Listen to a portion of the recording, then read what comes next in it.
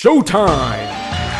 The Capital G Show starts right now.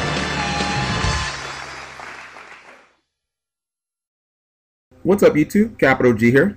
So guys, doing a discussion on how much I really enjoy this format, but how there is kind of an unseen Achilles heel to this format. I really haven't heard that many people discuss it yet. Alright, so let's begin.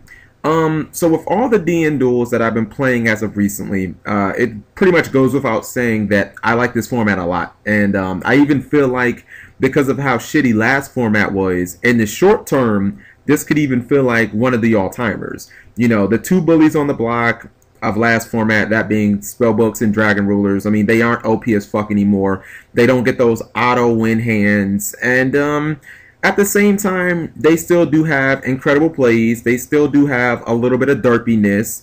You know, Dragon Rulers probably a little more so than Prophecy, but I'm fine with that. Maybe the big dragons, not so fine with. But anyways, every archetype should have some special characteristic or some level of derp. Otherwise, the deck isn't good or even fun to play, for that matter. In this format, I think that we have a lot of good. You know, duels are slower. We get more grind games, you know. And as much as people are going to hate me saying this, with Heavy Storm being banned, it actually means that defensive control decks actually have a puncher's chance of being good. See Black Wings as confirmation of this. And, you know, OTKs are few and far between. You know, and even when they happen, they're usually involving either limited cards like Return from a Different Dimension, or just some crazy play like, you know, Double Black Whirlwind, and I can live with that, you know. My one issue with this format is I feel like we've lost our great equalizer, that of course being Thunder King Ryo, one of my favorite cards ever. Ryo was a card, and I'm going to use the term was because with the card being limited, it might as well be dead now, you know, that unilaterally worked well against every deck pretty much ever. Well, unless your deck was named in sectors, but that's besides the point.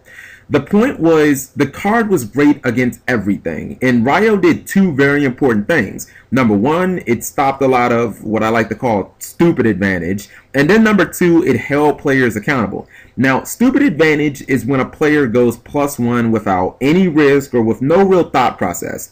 You know, summon a gadget or summon Stratos, boom, +1. You know, there's no risk, there's no thought process. Now, Dragon Rulers are inherently probably the best example of this from an archetype perspective.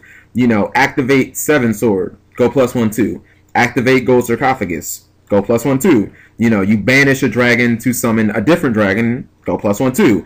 And Ryo doesn't stop any of these plays, so I don't want to hear anybody saying, oh my god, I can't play my Dragon Rulers, Capital G, fuck you.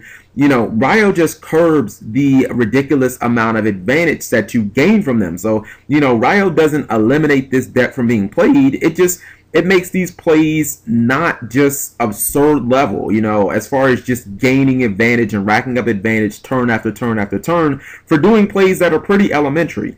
And then the second thing being, of course, holding players accountable. And this is a really easy concept to understand. You know, if I summon Thunder King Ryo against you turn 1 and your entire deck just loses, that's not my fault. That's your fault. You know, if you're playing Happy Herald and your whole deck just falls apart to one card because you have a hand of, you know, Double Manju, Preparation of Rites, and Happy Lover, that's not Ryo's fault. Your deck clearly lacks balance. You know, play some traps in it and it wouldn't be an issue. You know, if your Prophecy deck falls apart because 50% of your deck's sole purpose is to search the other 50% of your deck, that's not Ryo's fault. That's your fault. You know, I know this because look at Gadgets. They're a deck that are pretty reliant on searching, but they don't have a problem with Ryo. They just set Mirror Force or D-Prison and keep it moving. You know, so decks that constantly bitch about Ryo being a problem card or Ryo being broken are oftentimes decks that just lack balance. And I really don't have any sympathy for that, you know, because most decks out there, maybe like a deck like Black Wings where, you know, clearly it would stop your Whirlwinds, they'll just be like, okay, summon Gale, cut, attack, you know, summon Sirocco, attack, you know, summon Shura or Zephyros, attack, Collude. I mean, decks have answers to Ryo. It's not really that difficult of a card to deal with, but it's one of those cards that it takes a lot of these skill-less plays in Yu-Gi-Oh! And it adds a skill and a thought process back into those plays. So I just want to know what everybody thinks about this. Like, I think that we could literally right now have a near picture perfect format in the TCG if Thunder King Ryo was unlimited. Like, it would be basically perfect because, you know, the Dragon Ruler players, they wouldn't just be able to go 7 sword, you know, activate, draw 2 cards, and get, you know, a +1 on top of it. Like, on top of that, you know, they'd still be able to do the play, but